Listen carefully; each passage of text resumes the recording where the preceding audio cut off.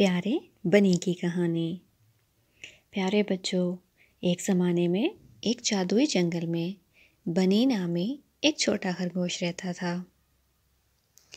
बनी को जंगल में घूमना और नए दोस्तों से मिलना पसंद था। उसने एक खोई हुई गुलहरी को घर वापसी का रास्ता तलाश करने में मदद की। बनी ने भूखे हिरन के साथ अपना खाना भी शेयर किया। जंगल के जानवर बनी की रहमदिली से बहुत खुश थे।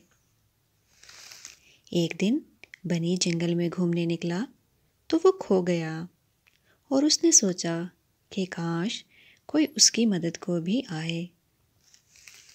इतने में एक अक्लमंद उल्लू वहाँ आया और उसने बनी को घर वापस जाने में मदद की। उस दिन से बनी ने जाना कि रहमदिली और दोस्ती की ताकत क्या है। हमें चाहिए कि मिलजुल कर रहें और एक दूसरे के काम आएं।